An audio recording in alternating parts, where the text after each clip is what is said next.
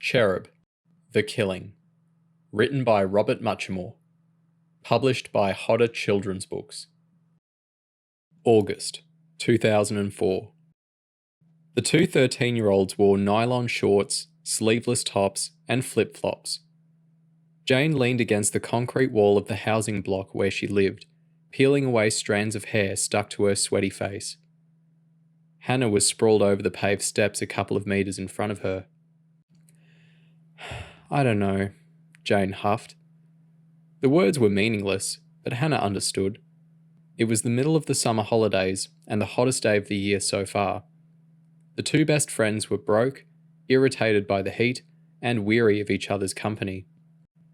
"It makes me sweat just looking at 'em," Hannah said, staring at the preteen boys kicking a football around a tarmac pitch less than 20 meters away.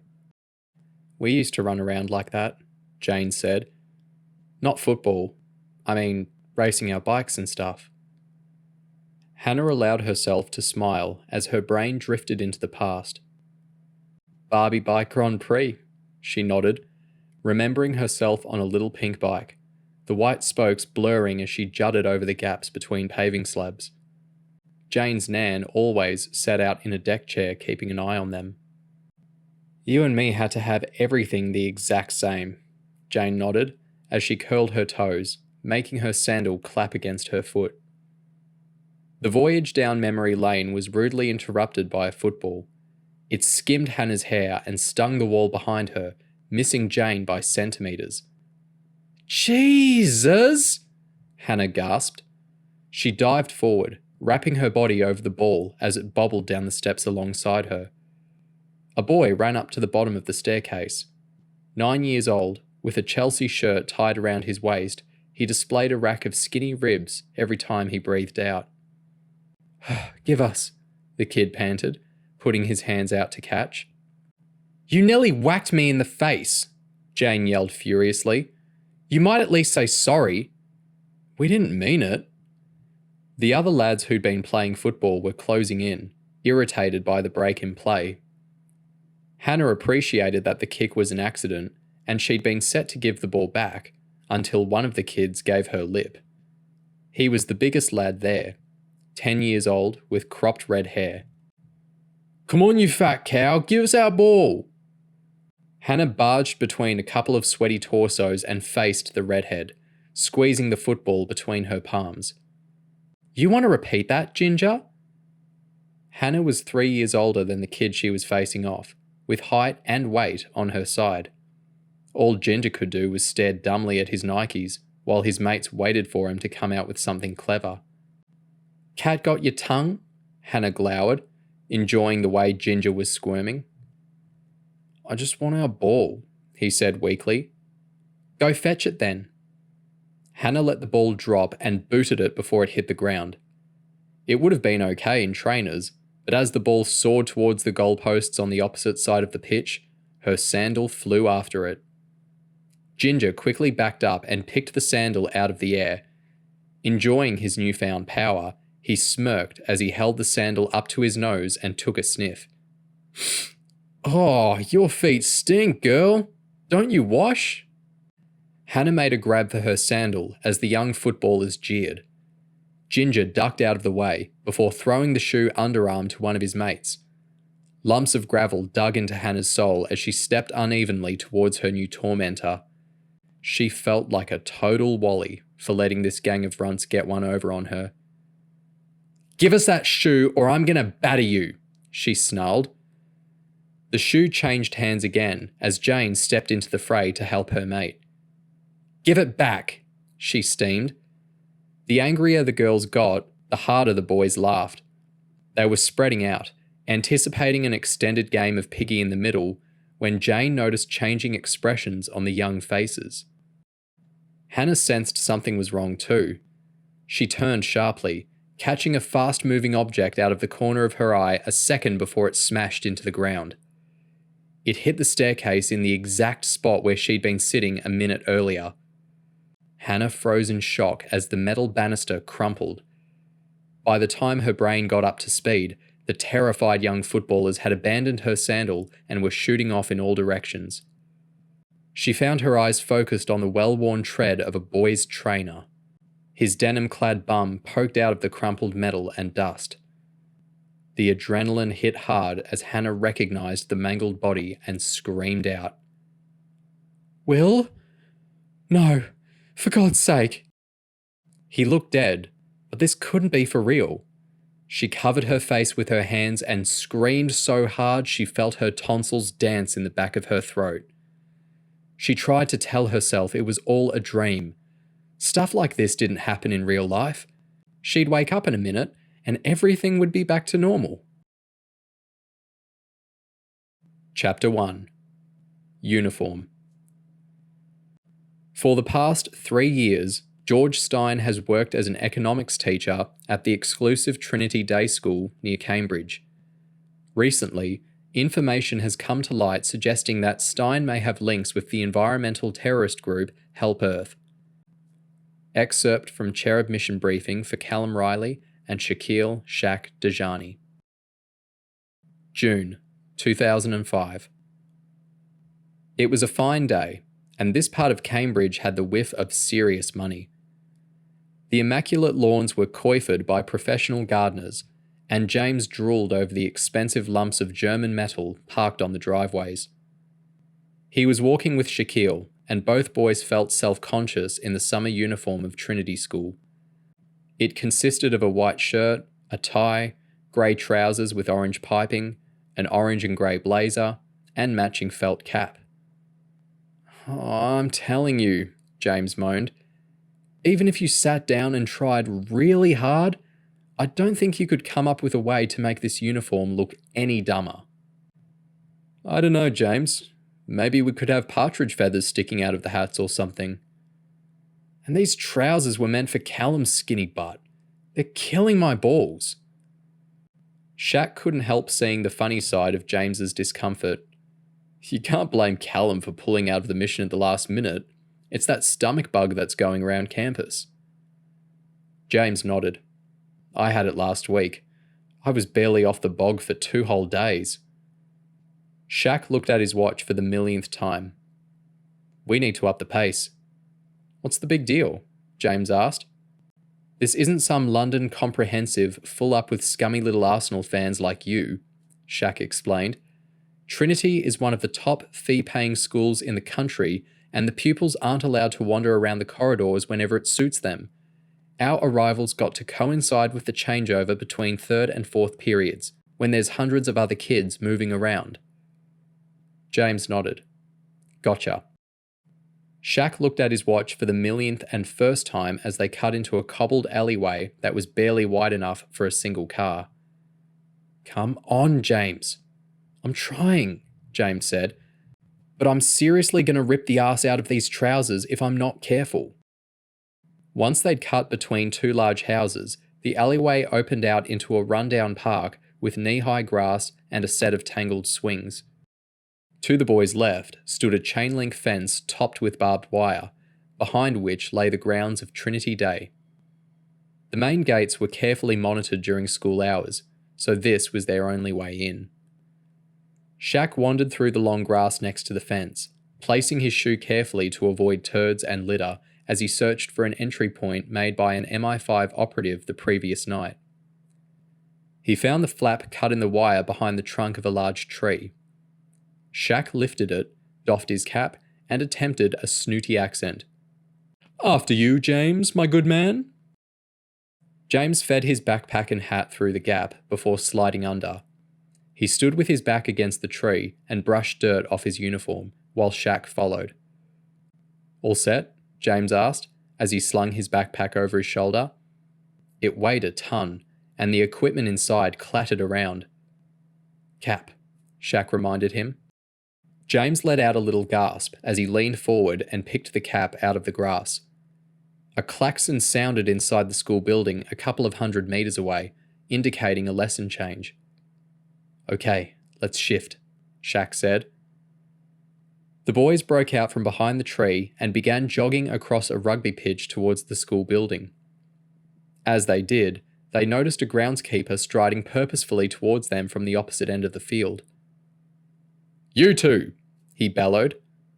Because James had been pulled onto the mission at the last minute to replace Callum, he'd only had time to skim through the mission briefing. He looked uneasily at Shaq for guidance. "Don't sweat it," Shaq whispered. "I've got it covered." The groundskeeper intercepted the boys near a set of rugby posts. He was a fit-looking fellow with thinning grey hair, dressed in workman's boots and a grubby overall.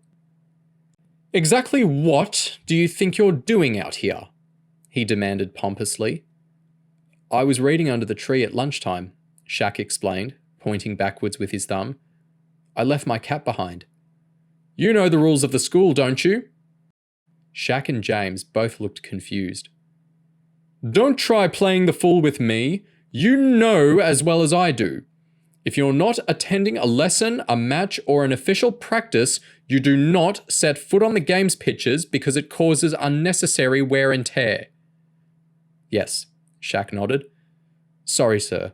I was in a hurry to get to my lesson, that's all." "Sorry," James added. "But it's not like the pitches are muddy or anything. We're not really tearing them up." The groundskeeper took James's comment as a threat to his authority. He swooped down and showered James with spit as he spoke. "I make the rules here, young man. You don't decide when you can and can't set foot on my pitches. Got that?" "Yes, sir," James said. "What's your name and house?" "Joseph Mayle, King Henry House," James lied, recalling one of the few elements of his background story he'd managed to remember from the mission briefing. "Faisal Asmal, same house," Shaq said. "Right," the groundskeeper said, bouncing smugly on the balls of his feet. "I'll be reporting both of you to your housemaster, and I expect your cheek will have earned you both a detention. Now, you'd better get yourselves to your next lesson." "Why'd you answer back?" Shaq asked irritably, as the boys walked towards the back entrance of the school. "I know I shouldn't have," James said, raising his palms defensively. But he was so full of himself. They passed through a set of double doors into the main school building, then up a short flight of steps and into the busy thoroughfare that ran the length of the ground floor. There was plenty of noise, but the Trinity boys walked purposefully, nodding politely to the teachers standing in the doorways as they entered their classrooms. "What a bunch of geeks," James whispered. "I bet these dudes don't even fart." Shaq explained the situation as they headed up the stairs to the second floor. "Every kid has to pass special exams and an interview to get into Trinity. There's always a humongous waiting list, so they can afford to boot out anyone who doesn't toe the line." "Bet I wouldn't last long," James grinned. By the time they reached the second floor, most kids had found their way to lessons and the classroom doors had been pulled shut. Shaq pulled a lockgun from the pocket of his blazer as they passed by a couple of classroom doors. He stopped at the door of an office with a nameplate on it. Dr. George Stein, PhD, Head of Economics and Politics. Shaq pushed the tip of the lockgun into the keyhole. James stood close by, blocking the view of a bunch of kids waiting outside a classroom 15 metres away. The lock had a simple, single-lever mechanism, meaning Shaq only had to give the lockgun a brief wiggle and pull on the trigger to open the door. The pair hurriedly stepped into the office and put the latch down so that nobody could burst in on them, even with a key. "Stein should be teaching 2 floors up," Shaq said. "We've got until the next lesson change in 36 minutes. Let's get to work." Chapter 2. Technique. While Shaq stepped behind Stein's desk and dropped the Venetian blind, James surveyed the office. It contained nothing exciting. Basic desk and chairs, 2 filing cabinets, and a coat rack. Shaq used the lockgun to undo the metal cabinets, then began sifting through the files. He was looking for any papers relating to George Stein's personal life, especially anything to do with his campaigning for environmentalist groups. James sat at the desk and switched on Stein's PC. While the computer booted up, he pulled a miniature JVC notebook from his backpack and ran a network lead between the 2 computers. Stein's machine demanded a password, but James wasn't flustered. He started up a suite of hacking tools on his computer and used it to run system diagnostics on Stein's machine. Once the software had gleaned basic information about Stein's hard drive and operating system, James opened another module of the hacking software, which allowed him to view all of Stein's files.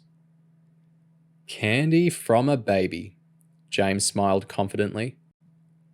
Now he could see the files. James clicked the clone icon and the notebook began copying the entire contents of Stein's PC onto its hard drive. How much data's he got?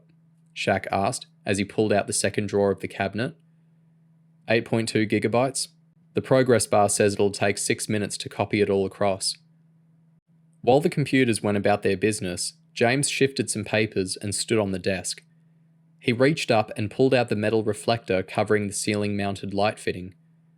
The resulting cloud of dust tickled his nostrils as he studied the line of fluorescent tubes above his head.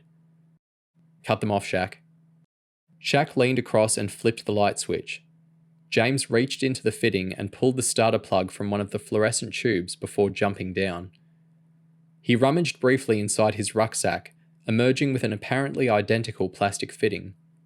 But whereas the starter unit James had removed cost less than £1, the replacement cost $3,000. It was a listening device, consisting of a pinhead-sized microphone, a transmitter, and a chip that could store 5 hours of sound. Light fittings are perfect for locating listening devices. First, because they're usually located in open space high above a room, where it's easy to pick up sound. Second, because the device can easily be wired up to source electricity from the mains. As James went up at full stretch to replace the grill, he heard the ripping noise he'd been dreading all morning. His trousers had cracked open around the crotch seam, revealing a garish set of boxers. Shaq couldn't help smiling as he flipped the lights back on. Nice shorts, Jay. Man, that feels good, James gasped. I might be able to have children after all. What's next? Keys, Shaq reminded him. Assuming he's left them in here, James said, as he walked towards the jacket hanging up by the door. He fished a bunch of keys from Stein's pocket, then grabbed a packet of wax tablets from his rucksack. Meanwhile, Shaq had found some interesting documents in one of the filing cabinets and was copying the pages with a handheld scanner. The wax tablets separated into 2 biscuit-sized pieces. James sandwiched each of Stein's keys between a tablet, creating impressions that could be used to make duplicates. By the time James had worked his way through the whole bunch, the laptop had chimed, indicating that it had finished cloning. James sat back in front of the laptop and used the hacking suite to install spyware on Stein's machine. The spyware program would record every keystroke Stein typed and then transmit it covertly over the internet to the MI5 monitoring station at Caversham. Shaq had finished rummaging through the filing cabinets. He grabbed a small metal box out of his backpack. It was held together with bits of insulating tape and looked like the creation of a mad professor. In fact, it had been built specifically to capture and replicate the radio signal from the clipper that worked Stein's car alarm. Shaq turned the device on by taping a wire to the top of a AA battery. He flipped a switch on the front of the box to the receive position and asked James to press the flipper on Stein's car key. It took a couple of attempts before a green LED on the front of the gadget flickered, indicating that the signal had been successfully recorded. Is that everything? James asked. Shaq nodded as he checked the time. In the bag with 6 minutes to spare. James and Shaq did a final check, making sure they'd picked up their equipment and repositioned everything exactly the way they'd found it. When the klaxon sounded for the lesson change, the boys darted outside and began heading down to the ground floor. James was conscious of the growing split in his trousers, but none of the Trinity pupils seemed to notice. At the main entrance of the school building, the boys stepped outdoors and turned left, heading down a gentle ramp towards a recently built sports complex that had a teacher's car park beneath it. The boys caught a whiff of sweat as they passed the entrance to a changing area where a group of Year 10 boys were getting ready for PE. They headed down a corridor lined with historic photos of Trinity rugby teams. After reaching the door leading into the teacher's car park, James did a full 360 check before they passed under the staff-only sign and down a flight of bare concrete steps. Everything looked new, with scarcely a tyre mark on the yellow lines dividing up the parking bays. The boys quickly identified Stein's silver hatchback. Shaq pulled the metal box out of his blazer and flipped the switch across to transmit mode. James slotted a dealer's key in the driver's side door. This key was designed to open any car of this model, but it didn't contain the embedded microchip necessary to silence the alarm. "Ready?" James asked, waiting for Shaq to nod. 3, 2, 1, turn. There was a fleeting squeal from the alarm in the instant between James turning the key and Shaq cancelling it with the gadget. James dived into the driver's seat and reached across to pull up the little mushroom on the passenger door. By the time Shaq climbed in, James had reclined his seat. He pulled the clear cover off the vanity light and unscrewed the tiny bulb and the silver plastic fitting in which it was mounted. Shaq reached up and pushed in a specially constructed replacement that contained a listening device. Once it was clipped into place, James replaced the bulb and the outer cover. Shaq briefly rummaged inside the glove box, checking out the various receipts and scraps of paper for anything interesting. He laid a couple of bits out flat on the glove box lid and copied them with the handheld scanner. James searched over in the rear seats and in the driver's door cubby, but all he found was a road atlas and a mass of crumpled paper cups. "Is that it?" James asked as he hit the recline lever, making his seat spring back up. Shaq nodded. "Now we just have to make it out of here without getting busted." James opened the car door, but as he stepped out, he noticed a reedy female outline emerging at the bottom of the staircase. "Damn," James whispered as he quietly pulled shut the car door. Shaq sneaked a glance at the beanpole woman as she lit up a cigarette and puffed as though her life depended on it. The boys had no option but to crouch down low in their seats until she went back upstairs. They gave it a couple of minutes before following after her. The mission plan called for the boys to hide in a desolate area behind the sports centre for the remaining half hour of the school day, when they'd be able to walk out of the front gates alongside the real pupils. As they passed the changing rooms again, James noticed that the PE teacher hadn't locked the door when the kids had gone into the gym. Tantalizingly, more than a dozen pairs of the orange-piped Trinity trousers were scattered about the room. "Keep an eye out," James said. "I'm going to whip me some trousers." Shaq wasn't exactly happy about James taking an unnecessary risk, but realised that he wouldn't have wanted to travel back to campus with a giant crack in his trousers either. James passed by the first few pairs. He was slightly above average size for 13, but these Year 10 kids were still bigger. James eventually found a pair that looked right. He ripped off his shoes and quickly slipped into them. Realising that there wasn't time to transfer everything between the two pairs of trousers, he balled up the ripped pair and crammed them into his backpack on top of everything else. James stepped out of the changing room and started walking back the way they'd come. "Wait," Shaq said. James turned back. "What's up?" "Nothing. It's just, while you were changing, I looked through the window and realised what's on the other side of that door. Instead of walking out the front and all the way around the edge of the building, we can go out through there." James stepped across the corridor and peered through the frosted glass in the door. It clearly led directly to the back of the building. James shrugged. "Why not?" He pushed down on the handle and nudged the door open with his shoulder. As he did, a loud, buzzing sound broke out from a plastic box above their heads. The boys exchanged a shocked look as a burly PE teacher came steaming out of the gymnasium towards them. "What the hell are you two playing at?" "Run?" James asked. Shaq didn't answer. James just heard a squeal of shoe leather as his friend set off towards the entrance at full pelt.